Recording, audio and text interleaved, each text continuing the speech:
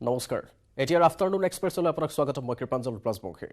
শ্ৰীলংকাৰ পুলিচ বজাৰত প্ৰধানমন্ত্ৰী মোদীৰ ৰোড শ্ব' তুৰাত প্ৰধানমন্ত্ৰী মোদীৰ নিৰ্বাচনী সভা প্ৰধানমন্ত্ৰীৰ ৰেলীত কেইবা সহস্ৰাধিক লোকৰ অংশগ্ৰহণ কাইলৈ সামৰণি পৰিব নিৰ্বাচনী প্ৰচাৰৰ আমি দৃশ্য আপোনাক দেখুৱাই যাবলৈ চেষ্টা কৰিছো এই মুহূৰ্তত প্ৰধানমন্ত্ৰীক দেখিবলৈ পোৱা গৈছে শ্ৰীলংকাৰ পুলিচ বজাৰত এই ধৰণে প্ৰধানমন্ত্ৰী মোদীৰ বিশাল ৰোড শ্ব' আনফালে তুৰাত প্ৰধানমন্ত্ৰী মোদীৰ নিৰ্বাচনী সভা আমি পোনপটীয়া সম্প্ৰচাৰ দেখুৱাবলৈ চেষ্টা কৰিছো আপোনাক हाथ हिलाकर इस्तकबाल कर रहे हैं मत का जिक्र भी प्रधानमंत्री ने अब से कुछ देर पहले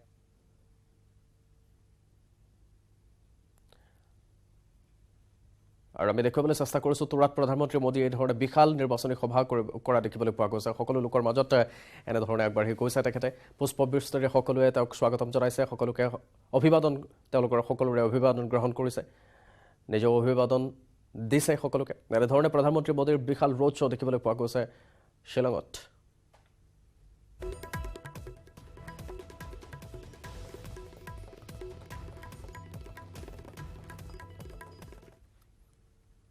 খন্তেক পিছতে তুৰাত বিশাল নিৰ্বাচনী সভাত অংশগ্ৰহণ কৰিব প্ৰধানমন্ত্ৰী নৰেন্দ্ৰ মোদীয়ে শ্ৰীলংকাৰ পুলিচ বজাৰত ভাষণ সামৰি তুৰালৈ প্ৰধানমন্ত্ৰী ইতিমধ্যে ৰাওনা হৈছে ইতিমধ্যে তুৰাত সমবেত হৈছে হাজাৰ হাজাৰ জনতা আৰু উল্লেখ কৰি থব লাগিব যে মেঘালয়ত বিজেপিক ক্ষমতাত অধিষ্ঠিত কৰিবলৈ সৰ্বশক্তিৰে নামি পৰিছে প্ৰধানমন্ত্ৰীকে ধৰি গেৰুৱা দলটোৰ শীৰ্ষ নেতাসকল আৰু আমি এয়া দৃশ্য দেখুৱাবলৈ চেষ্টা কৰিছো আপোনাক খন্তেক পিছতে তেওঁ তুৰাত যাব তুৰাত বিশাল নিৰ্বাচনী সভা অংশগ্ৰহণ কৰিব তেওঁ সম্বোধন কৰিব শ্ৰীলংকাৰ পুলিচ বজাৰত তেওঁ ভাষণ সামৰিছে ইতিমধ্যে তুৰালৈ ৰাওনা হৈছে প্ৰধানমন্ত্ৰীগৰাকী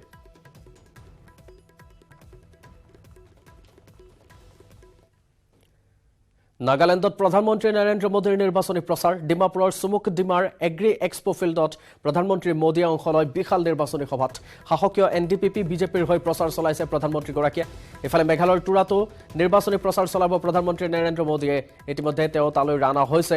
প্ৰধানমন্ত্ৰীৰ আগমনক লৈ ব্যাপক প্ৰস্তুতি চলোৱা দেখিবলৈ পোৱা গৈছে বিজেপিক তুৰাত এখন নিৰ্বাচনী সভাত অংশগ্ৰহণ কৰিব প্ৰধানমন্ত্ৰীগৰাকীয়ে মোদীৰ আগমনক কেন্দ্ৰ কৰি সমগ্ৰ এলেকাটোত গঢ়ি তোলা হৈছে তীব্ৰ নিৰাপত্তা ব্যৱস্থা আৰু উল্লেখ কৰি থব লাগিব যে প্ৰধানমন্ত্ৰীৰ এই সভাখনক লৈ প্ৰথমৰে পৰাই সৃষ্টি হৈছে বিতৰ্কৰ পিএ চাংমাৰ ষ্টেডিয়ামত সভা অনুষ্ঠিত হোৱাৰ অনুমতি নিদিয়াত সংঘাতৰ সৃষ্টি হয় এনপিপি আৰু বিজেপিৰ মাজত আনফালে অসমৰ মুখ্যমন্ত্ৰী হিমন্ত বিশ্ব শৰ্মাই দুয়োখন ৰাজ্যতে চলাইছে ব্যাপক নিৰ্বাচনী প্ৰচাৰ ২৭ ফেব্ৰুৱাৰীত নাগালেণ্ডত বিধানসভা নিৰ্বাচনৰ ভোট গ্ৰহণ হ'ব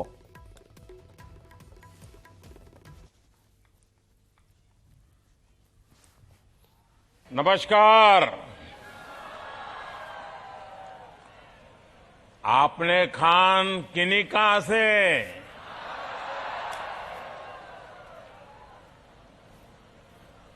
दिमापुर में दूर सुदूर से पहुंचे सभी साथियों को मेरा नमस्कार नागालैंड की सांस्कृतिक विविधता से मैं हमेशा प्रभावित रहा हूं आपका ये प्यार देखकर बहुत अच्छा लग रहा है मैं बीजेपी एनडीपीपी के पक्ष में बहुत बड़ा जन समर्थन देख रहा हूं नागालैंड में विकास और विश्वास की लहर चल रही है भाइयों और बहनों नागालैंड में बीजेपी एनडीपीपी सरकार के लिए इतना समर्थन आज इसलिए है क्योंकि हम नॉर्थ ईस्ट के तेज विकास का संकल्प लेकर दिन रात काम कर रहे हैं नॉर्थ ईस्ट के लिए नागालैंड के लिए कांग्रेस उसके पार्टनर्स की पॉलिसी रही है वोट पाओ और भूल जाओ कांग्रेस के दिल्ली के नेता नागालैंड की तरफ देखते तक नहीं है कांग्रेस और इसके सहयोगियों की सरकारों ने अपनी पॉलिटिक्स में नागालैंड की स्टेबिलिटी और नागालैंड की प्रॉस्पेरिटी को कभी भी महत्व नहीं दिया तभी कांग्रेस के शासनकाल में नागालैंड में हमेशा पॉलिटिकल इंस्टेबिलिटी रही। कांग्रेस के लोगों ने नागालैंड की सरकार को दिल्ली से रिमोट कंट्रोल से चलाया। इसका कारण ये है कि दिल्ली में पहले फैमिली फर्स्ट वाली सोच थी। दिल्ली से लेकर दीमापुर तक इन लोगों ने परिवारवाद को ही प्राथमिकता दे रखी थी। इसलिए नागालैंड सहित पूरा नॉर्थ ईस्ट आज कांग्रेस को उसके किए कामों को, पापों की सजा दे रहा है। साथियों, बीजेपी, एनडीए, हमारी सरकार ने पूरे नॉर्थ ईस्ट के लिए दिल्ली की पॉलिटिकल सोच को ही बदल दिया है। कांग्रेस के समय में नॉर्थ ईस्ट को सिर्फ कांग्रेस के नेताओं को जेब भरने के लिए हमेशा नॉर्थ ईस्ट को एटीएम ही माना, एटीएम की तरह यूज किया। आप जानते हैं, जब पैसों की जरूरत है लोग एटीएम से पैसे निकालते हैं। ये दिल्ली में बैठे हुए कांग्रेस के नेता नॉर्थ ईस्ट के हक का जो पैसा था ना, वो एटीएम की तरह निकाल करके दिल्ली ले जाते थे। सरकार का पैसा यहां जनता के पास नहीं, बल्कि करप्ट पार्टियों की तिजोरी में पहुंचता था। कोई सपने में नहीं सोच सकता था कि नॉर्थ ईस्ट में कभी हालात भी बदल सकते हैं। लेकिन बीजेपी ने टेक्नोलॉजी की ताकत से करप्शन पर बड़ा प्रहार किया है। आज दिल्ली से भेजा पूरा रुपया आपके बैंक अकाउंट में पहुंच रहा है। पीएम किसान सम्मान निधि का लगभग 400 करोड़ रुपया नागालैंड के हजारों किसानों के बैंक अकाउंट में सीधा आया है। बीच में कोई कट नहीं, कमीशन नहीं, बीच में कोई एटीएम नहीं।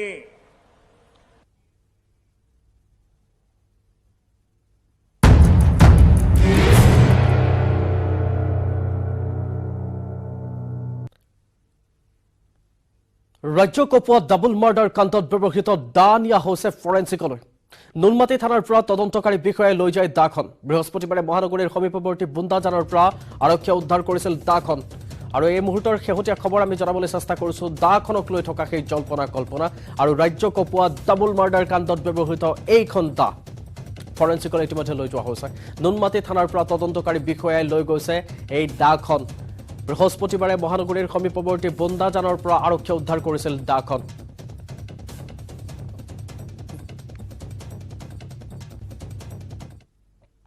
ক্ষিপ্ৰ গতিত চলিছে গুৱাহাটীৰ ডাবল মাৰ্ডাৰৰ তদন্ত। নিতৌ আৰক্ষীৰ জেৰাত ন তথ্য। প্ৰথমে অমৰদেৰ ঘৰত কেয়াৰটেকাৰ হিচাপে আছিল বন্দনা। তাৰ পিছতে গম পাইছিল শংকৰীদেৰ সম্পত্তিৰ কথা। শংকৰীদেৰ সম্পত্তি দেখি অমৰক প্ৰেমৰ জালত পেলাইছিল বন্দনাই। প্ৰেমৰ জালত পেলাই অমৰৰ সৈতে হৈছিল বিয়া। শংকৰীদেৰ সম্পত্তি নিজৰ নামত কৰিবলৈ কৰিছিল পৰিকল্পনা। আলোচনা কৰিছিল ধন্তি আৰু অৰূপৰ সৈতে, আৰু তেনেকৈয়ে এই গোটেই ঘটনাখিনি সংঘটিত হৈছিল। এতিয়া আৰক্ষীয়ে সেই সময়ত কোৱা হোৱা নাছিল, আৰক্ষীৰ দ্বাৰা কোৱা যোৱা নাছিল যে এয়া সম্পত্তিৰ কাৰণে হৈছে নে অন্য কিবা কাৰণ, কিন্তু শেহতীয়াকৈ এইখিনি কথাত এতিয়া পোহৰলৈ আহিছে এয়া সম্পত্তিৰ বাবে হত্যাকাণ্ডৰ ঘটনা সংঘটিত হৈছে। চাৰিটাকৈ দৃশ্য আমি দেখুৱাবলৈ চেষ্টা কৰিছোঁ। শেহতীয়াকৈ দাখন উদ্ধাৰ হোৱাৰ দৃশ্য, সমান্তৰালকৈ এনেকৈ মৃতদেহৰ টোপোলাসমূহ উদ্ধাৰ কৰাৰ দৃশ্য, এনেকৈ লৈ যোৱাৰ দৃশ্য, আটাইকেইটা দৃশ্য আপোনাক চাৰিখনকৈ উইণ্ডত দেখুৱাবলৈ চেষ্টা কৰিছোঁ। ক্ষিপ্ৰ গতিত এনেকৈ চলিছে গুৱাহাটীৰ ডাবল মাৰ্ডাৰৰ তদন্ত। নিতৌ আৰক্ষীয়ে তথ্য উলিয়াইছে জেৰা কৰি নতুন নতুন তথ্য উলিয়াই আছে কাৰণ তিনিওগৰাকীক একেলগে জেৰা কৰা হৈছিল সিদিনাখন নুনমাটিত আৰু তাৰ পাছত পৃথককৈ তেওঁলোকক জেৰা কৰা হৈছে গতিকে তেওঁলোকৰ কথাৰ মাজত অমিল পালেই আৰক্ষীয়ে সহজতে তেওঁলোকক ধৰিব পাৰিছে বা সহজতে নতুন তথ্য উদ্ঘাটন কৰিবলৈ সক্ষম হৈছে অমৰদেৰ ঘৰত কেয়াৰটেকাৰ হিচাপে আছিল বুলি জানিব পৰা গৈছে বন্দনা প্ৰথমতে তাৰ পাছত শংকৰীদেৰ যিমানখিনি সম্পত্তি আছিল গোটেইখিনি কথা তেওঁ জানিছিল শংকৰীদেৰ সম্পত্তি দেখি অমৰক প্ৰেমৰ জালত পেলাইছিল আৰু অমৰৰ সৈতে পলাই গৈ প্ৰেম কৰিছিল সেইবাবেই তেওঁলোকৰ ঘৰৰ লোকেও প্ৰেমৰ বাবে বা বিয়াৰ বাবে তেওঁলোকক মানি লোৱা নাছিল বা ঘৰখনৰ দুইখন ঘৰে মানি লোৱা নাছিল যে বিয়া হ'ব লাগে সেইবাবে পলাই গৈছিল আৰু গোটেইখিনি ক্ষেত্ৰত বন্দনাই আগভাগ লৈছিল প্ৰেমৰ জালত পেলাই অমৰৰ সৈতে পাছত বিয়া হৈছিল শংকৰীদেৰ সম্পত্তি নিজৰ নামত কৰিবলৈ পৰিকল্পনা কৰিছিল আৰু আলোচনা কৰিছিল সেই কথা বন্ধু ধন্তি আৰু অৰূপৰ সৈতে সেইমতেই পৰিকল্পনাসমূহ আগবাঢ়িছিল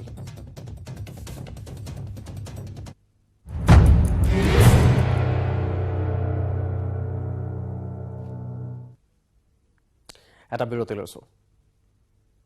ষ্ট্ৰং নহয় মাইথান ষ্ট্ৰং মাইথান ষ্টীল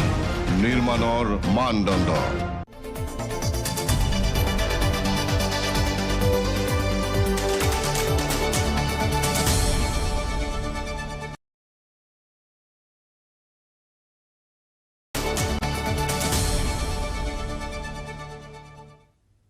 দুধনৈৰ ঐতিহাসিক কুহুমফুলা বিলত মাছ ধৰা উৎসৱ ফাগুন মাহৰ এটা দিনত কুহুমফুলা বিলত প্ৰতি বছৰে মাছ ধৰা উৎসৱ অনুষ্ঠিত হয় অঞ্চলটোত বসবাস কৰা ৰাভা আৰু গাৰো জনগোষ্ঠীৰ লোকৰ বাদেও অন্যান্য জনগোষ্ঠীৰ পুৰুষ মহিলা তথা কামৰূপ জিলা গোৱালপাৰা বঙাইগাঁও কোকৰাঝাৰ চুবুৰীয়া ৰাজ্য মেঘালয়ৰ পৰাও পুৰুষ মহিলা আহি মাছ ধৰা উৎসৱত অংশগ্ৰহণ কৰে প্ৰায় ৩০০ সহস্ৰাধিক লোকে ভিৰ কৰে কুহুমফুলা বিলত ৰৌ ভকুৱা বৰালি শ'ল কান্দুলি পুঠি খলিহনা দৰিকণা কাৱৈ গৰৈ আদি বিভিন্ন থলুৱা মাছেৰে ভৰি পৰে খালৈ উৎসৱত আটাইতকৈ ডাঙৰ তথা বেছি ওজনৰ মাছ ধৰা লোকজনক বিশেষভাৱে সম্বৰ্ধনাৰ লগতে পুৰস্কৃত কৰা হয়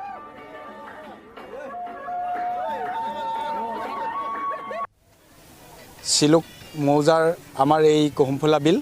আজি আমি কুহুমফুলা বিলত পঞ্চম বৰ্ষৰ বাবে আমি মাছ মৰা উৎসৱ পালন কৰিছোঁ আমি দেখিবলৈ পাইছোঁ বহু দূৰ দূৰণিৰ পৰা মানুহ আহিছে যেনে কামৰূপ আৰু ইফালে মেঘালয়ৰ পৰা মানুহ আহিছে গতিকে আজি আমি বহুত সুখী হৈছোঁ কিয়নো আজি আমাৰ বহুত ৰাইজক আমি দেখিবলৈ পাইছোঁ আৰু আজি এই মাছ মৰা উৎসৱত বহুত মানুহে ডাঙৰ ডাঙৰ মাছ পাইছে যেনে বৰালি গ্ৰাছ কাপ কমন কাপ শ'ল এইবিলাক মাছ পাইছে আৰু এই মাছবিলাক আমাৰ অস্থায়ী কাৰ্যালয়ত জমা দিছে এইবিলাক আমি ওজন কৰিম ওজন কৰি যিসকলে ওজনত প্ৰথম দ্বিতীয় তৃতীয় হ'ব তেখেতলোকক আমি মানপত্ৰ আৰু কিবা এটা পুৰস্কাৰ হিচাপে দিম অভিনেত্ৰী গায়ত্ৰী মহন্তই লাভ কৰিলে PhD ডিগ্ৰী অসমীয়া বিভাগত আনুষ্ঠানিকভাৱে PhD ডিগ্ৰী লাভ কৰে তেখেতে গুৱাহাটী বিশ্ববিদ্যালয়ৰ ৩০০তম দীক্ষান্ত সমাৰোহত এই ডিগ্ৰী তেখেতে লাভ কৰে সমাৰোহত অভিলেখ সংখ্যক ৩,২৮৭ গৰাকী শিক্ষাৰ্থী তথা গৱেষক গৱেষিকাই গ্ৰহণ কৰিছে নিজৰ ডিগ্ৰী আৰু সন্দৰ্ভত আমাক আৰু অধিক জনাব ৰাকিবুৰ ৰহমানে ঐতিহ্যমণ্ডিত গুৱাহাটী বিশ্ববিদ্যালয়ৰ ৩০০তম দীক্ষান্ত সমাৰোহ আজি অনুষ্ঠিত হৈছে আৰু এই সমাৰোহত অসমৰ এগৰাকী প্ৰখ্যাত অভিনেত্ৰী গায়ত্ৰী মহন্ত বাইদেৱে তেখেতৰ সন্মানীয় যি PhD ডিগ্ৰী লাভ কৰিলে আমি তেখেতৰ পৰা কিছু তেখেতৰ মনোভাৱ জানিব চেষ্টা কৰিম প্ৰথমে আপোনালৈ শুভেচ্ছা জ্ঞাপন কৰিলোঁ ধন্যবাদ আপোনাৰ অনুভৱ এইটো আচলতে কেনেকুৱা ধৰণৰ অনুভৱ মই এনেকৈ ভাষাৰে আচলতে বুজাব নোৱাৰিম কিন্তু এয়া জীৱনৰ এক প্ৰাপ্তি বুলি ক'ব পাৰি ইমান দিন যে কষ্ট কৰিলোঁ তাৰ এটা ফল আজি গুৱাহাটী বিশ্ববিদ্যালয়ে যি সন্মান প্ৰদান কৰিছে এই মুহূৰ্ত এই মোৰ গোটেই জীৱনৰ কাৰণে স্মৰণীয় হৈ থাকিব কোন বিভাগৰ পৰা কৰিছিলে মই গুৱাহাটী বিশ্ববিদ্যালয়ৰ অসমীয়া বিভাগৰ পৰা কৰিছিলোঁ আৰু মোৰ বিষয় আছিল মেঘালয়ৰ লোক উৎসৱৰ পৰম্পৰা আৰু পৰিৱৰ্তন আৰু মোৰ গাইড আছিল ডক্টৰ বিমল মজুমদাৰ ছাৰ তেখেত গুৱাহাটী বিশ্ববিদ্যালয়ৰ অসমীয়া বিভাগৰ এটা কথা যিহেতু আপুনি চলচ্চিত্ৰৰ বিভিন্ন সময়ত অভিনয়ৰ লগত জড়িত হৈ আছিল গতিকে অভিনয় আৰু শিক্ষাৰ ক্ষেত্ৰত এটা আপুনি যথেষ্ট কিছু প্ৰত্যাহ্বান কঠিন হয় হয় যথেষ্ট কষ্ট হৈছিলে কাৰণ মই যোৱা কিছু বছৰ থিয়েটাৰত আছিলোঁ আৰু মই থিয়েটাৰৰ অভিনয় খুবেই ভাল পাইছিলোঁ কিন্তু মই থিয়েটাৰ এৰিব লগা হৈ গৈছিলে 3 বছৰ মই থিয়েটাৰ কৰাৰ পিছত মই থিয়েটাৰ বাদ দিব লগা হৈছিলে কাৰণ মোৰ ইফালে PhD কামো বহুতখিনি আধৰুৱা হৈ আছিলে তাৰপিছত সন্তানৰো তাক চোৱা চিতাৰো কাম গতিকে মানে ইমান সহজ আচলতে নাছিলে গোটেই বাটটো এই যাত্ৰাটো ইমান ইমান সহজো নাছিল সেইকাৰণে আজি বেছি আনন্দিত হৈছোঁ কাৰণ বহুত কষ্টৰ ফলত আজি ডিগ্ৰী লাভ কৰিছোঁ ধন্যবাদ পুনৰবাৰ অভিনন্দন জ্ঞাপন কৰিছোঁ এয়া আছিল বিশিষ্ট অভিনেত্ৰী গায়ত্ৰী মহন্ত বাইদেউ তেখেতে গুৱাহাটী বিশ্ববিদ্যালয়ৰ যি ৩০তম দীক্ষান্ত সমাৰোহ তাত তেখেতৰ PhD ডিগ্ৰী গ্ৰহণ কৰিলে অসমীয়া বিভাগৰ পৰা ৰাজ্যবাসীৰ বাবে পুনৰ এক সুখবৰ আহিছে ৰাষ্ট্ৰীয় চিকিৎসা আয়োগ বা NMCৰ পৰা অসমৰ একাদশখন চিকিৎসা মহাবিদ্যালয় ৰূপে NMCয়ে অনুমোদন জনাইছে নৱনিৰ্মিত নগাঁও চিকিৎসা মহাবিদ্যালয়লৈ ৰাষ্ট্ৰীয় চিকিৎসা আয়োগৰ বিশেষজ্ঞ দল এটাই বুধবাৰে নগাঁও চিকিৎসা মহাবিদ্যালয় পৰিদৰ্শন কৰি উভতি যোৱাৰ এদিন পাছতে আয়োগে নৱনিৰ্মিত চিকিৎসা মহাবিদ্যালয়খনৰ অধ্যক্ষক লৈ এক ইমেইল প্ৰেৰণ কৰি চিকিৎসা মহাবিদ্যালয়খনক অনুমতি প্ৰদানৰ সিদ্ধান্তৰ বিষয়ে অৱগত কৰে আয়োগৰ মেডিকেল এছেছমেণ্ট আৰু ৰেটিং বৰ্ডৰ অধ্যক্ষই ইমেইলৰ জৰিয়তে প্ৰেৰণ কৰা আনুষ্ঠানিক পত্ৰখনত উল্লেখ কৰা মতে নগাঁও চিকিৎসা মহাবিদ্যালয়কো 2023-24 চিকিৎসা শিক্ষাবৰ্ষৰ পৰা MBBS 100খন আসনেৰে চিকিৎসা বিজ্ঞানৰ পাঠদান আৰম্ভ কৰিবলৈ অনুমতি প্ৰদান কৰা হৈছে বুধবাৰে হোৱা NMCৰ বিশেষজ্ঞৰ দলৰ আকস্মিক পৰিদৰ্শনত নৱনিৰ্মিত নগাঁও চিকিৎসা মহাবিদ্যালয়ে আন্তঃগাঁথনিকে ধৰি আয়োগৰ অনুমতি লাভৰ ক্ষেত্ৰত বাধ্যতামূলক চৰ্তাৱলীসমূহ পূৰণ কৰিবলৈ সক্ষম হোৱাটো প্ৰতীয়মান হোৱাৰ বাবে আয়োগে এই ইতিবাচক সিদ্ধান্ত গ্ৰহণ কৰে পত্ৰখনত আয়োগৰ ফালৰ পৰা প্ৰকাশ কৰা মতে নতুন চিকিৎসা মহাবিদ্যালয়খনৰ আন্তঃগাঁথনিগত সা সুবিধা পৰীক্ষাগাৰ গ্ৰন্থাগাৰ ছাত্ৰাবাস ছাত্ৰীবাস চিকিৎসালয় পৰ্যাপ্ত সংখ্যক অধ্যাপক অধ্যাপিকা জ্যেষ্ঠ আৱাসিক চিকিৎসকৰ উপলব্ধতাক লৈ আয়োগৰ পৰিদৰ্শনকাৰী দলে প্ৰতিবেদনত সন্তুষ্টি প্ৰকাশ কৰিছে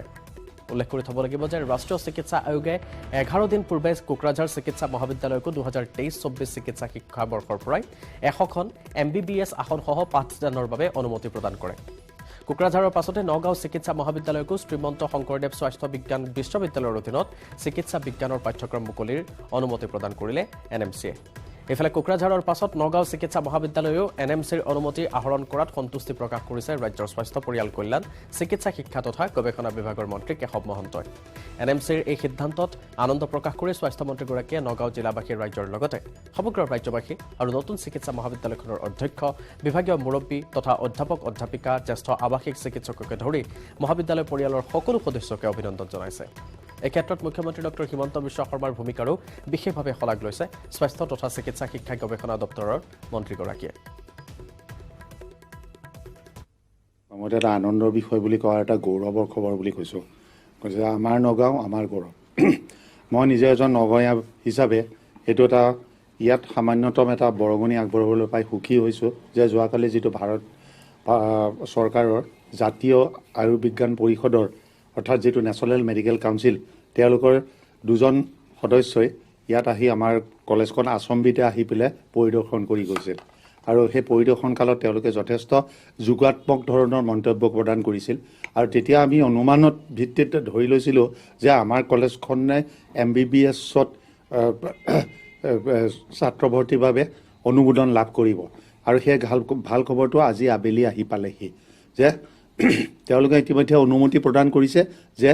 100জন ছাত্ৰ এই বছৰৰ পৰা অৰ্থাৎ 2023-24 বৰ্ষৰ যিটো মানে পাঠ্যক্ৰম সেই বৰ্ষত 100জন অতিৰিক্ত ছাত্ৰই নগাঁও মেডিকেল কলেজৰ প্ৰথম বেটছ হিচাপে মানে নামভৰ্তি কৰিবলৈ সুযোগ আৰু সুবিধা লভিব কাজিৰঙাৰ ৰাষ্ট্ৰীয় উদ্যানত গংগাবিলাস কহৰা বনাঞ্চলত উপস্থিত গংগাবিলাসৰ পৰ্যটকৰ দল 26গৰাকী পৰ্যটকে প্ৰত্যক্ষ কৰিলে কহৰা বনাঞ্চলৰ মিহিমুখত 2479টা গড়ৰ খৰ্গৰ নিৰ্মিত গড়ৰ প্ৰতিমূৰ্তি এই মূৰ্তি প্ৰত্যক্ষ কৰি উৎফুল্লিত হৈ পৰে পৰ্যটকসকল আনহাতে কাজিৰঙাৰ ৰাষ্ট্ৰীয় উদ্যানত গড় নিধনৰ সংখ্যা শূন্য হোৱাৰ তথ্য ৰাষ্ট্ৰীয় উদ্যান কৰ্তৃপক্ষই প্ৰকাশ কৰাৰ পাছতে গড় সংৰক্ষণৰ ক্ষেত্ৰত চৰকাৰৰ ভূমিকাক প্ৰশংসা কৰে পৰ্যটকসকলে ফৰেনাৰ্ছটো আহি থাকে আমাৰ ইয়াতে কিন্তু আজি প্ৰায়বিলাক ছুইজাৰলেণ্ডৰ আৰু তেওঁলোকৰ কাৰণে গাড়ী সুসজ্জিত গাড়ী ৰখা হৈছিল উইথ এডুকেট ছিকিউৰিটি আৰু তেওঁলোকক ভাল লাগিলে যে এটা মেছেজ দিয়াৰ কাৰণে তেওঁলোকে অতি সুখী যে আমাৰ ৰাইনৰ যিখিনি বনাই এছৰ পৰা যিটো ছাইৰ পৰা যিটো আমাৰ 3টা ষ্টেচু বনোৱা হৈছে ইয়াত মিহিমুখত তেওঁলোকে চাই তেওঁলোকে বহুত আপ্লুত হৈছে তেওঁলোকে কৈছে যে এইটো বহুত ডাঙৰ ষ্টেপ লৈছে আপোনালোকে